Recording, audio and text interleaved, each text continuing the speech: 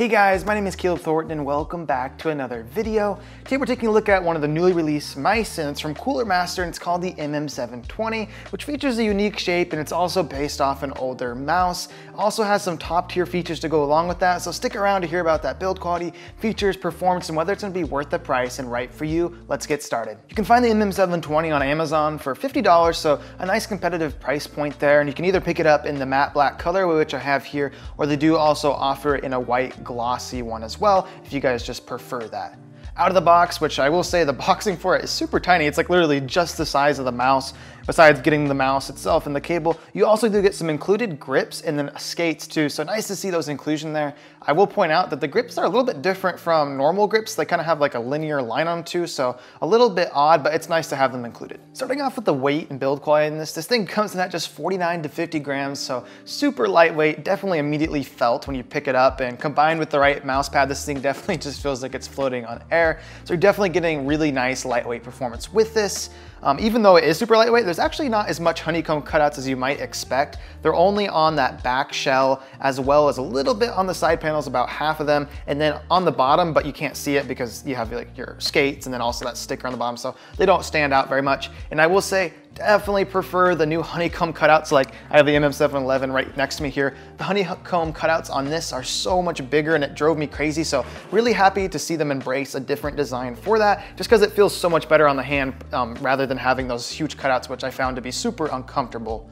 Again, with the lightweight design and it being smaller and have honeycomb cutouts, still super solid. Like you can, a little bit of creaking if I squeeze really hard in it, but for gaming and day-to-day use, you're never gonna do that. So really impressed with the build quality. Also happy to say that the MM720, as far as just plastic quality, when I was testing out and doing the review for this MM711, these names, it definitely felt, it just feels cheap. The plastic quality, like the creakiness and the clicks, like I just was not a huge fan of this. So I'm really happy to say, like going to this one, as soon as you pick it up, it just feels more premium. And you guys probably understand what I'm saying there, like the plastic quality, the feel of it in your hand, not the creakiness and the clicks. Just happy to say, like, I think they did a big improvement here in build quality overall as far as plastics go even.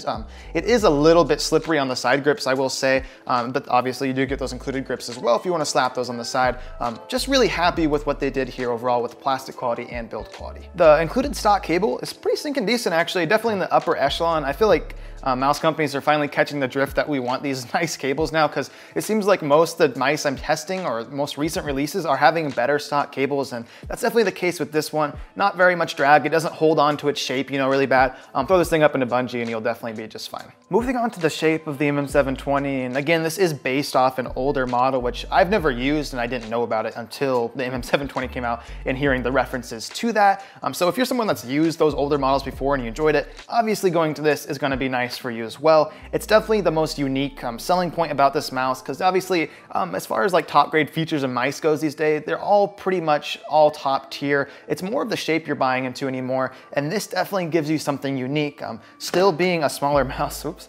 And obviously you get this ring finger rest on it, which is super unique, and I have to say, first using it, it felt super weird in my like in-game performance. Definitely took a hit just because I'm used to having something smaller, like more of just a traditional ambi shape, where you can get more of that normal claw or fingertip style grip on it. Whereas with this, I would definitely say it's limiting you more to that claw, and I can even get into a little bit of a palm on this, although it does feel weird just because of the shape. So this is definitely not meant for fingertip, and I wouldn't buy this necessarily for that.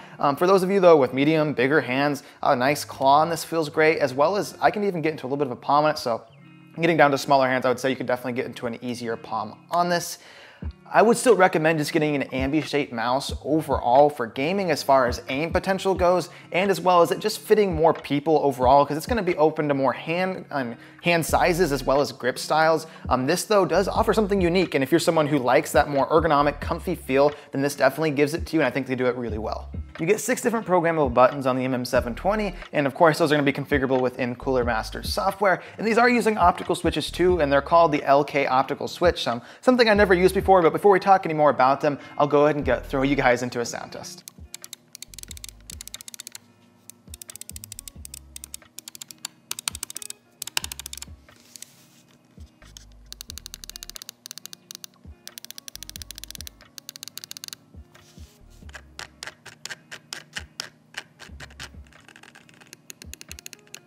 As you guys can hear from the sound test, they're pretty solid, decent clicky and responsiveness to them. I just reviewed the Burst Pro, which is also using new optical switches from Rocat, and they're called the Titan optical switches, and I'll say compared to those ones, I do enjoy these ones a lot more. These ones are a little bit lighter to actuate, and they just feel more satisfying. They give you more of that nice response, whereas with the Burst ones, harder to depress, and it just felt mushy or not good on the bottom out. These I do enjoy more, although I think they could be improved on or switch out with something else. I do enjoy them a lot more than the ones on the Burst Pro, and I have to say, overall, really solid, and so far have been really spot on for me, giving me no issues. A little bit of pre-travel, barely any though, and then if anything, there's more post-travel, but post-travel doesn't bother me too bad. Just like to point it out for you guys. The side buttons, definitely pretty stinking small, and I have to say they were pretty weird to me at first. They kind of slope off towards the edges and have more of a bump towards the middle. And although that is kind of weird, I actually ended up really enjoying it because you can kind of just leave your thumb right in the middle of it and you can kind of almost rock back and forth between them because of you having that gap in the middle, which I found to be really nice for in-game because I usually always have things tied to my side buttons. So overall, really enjoyed them. There is definitely a lot of post-travel on them, but again, post-travel doesn't usually bother me. If anything, it's going to be that pre-travel. So definitely some mushiness in the side buttons, but nothing out of the ordinary for side buttons on mice these days.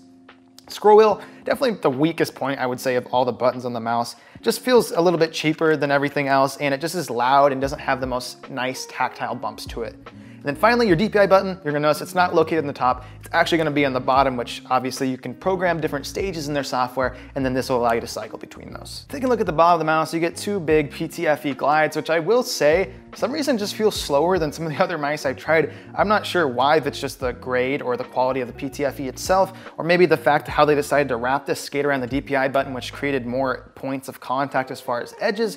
Don't know why they decided to do like that. I wish they would have moved the DPI button up and just had the skate going across, although I'm sure it's something to do with the engineering process, why they had to do it like this. Overall though, still nice, smooth, consistent glide, just a little bit slower than some of the other mice I've tried.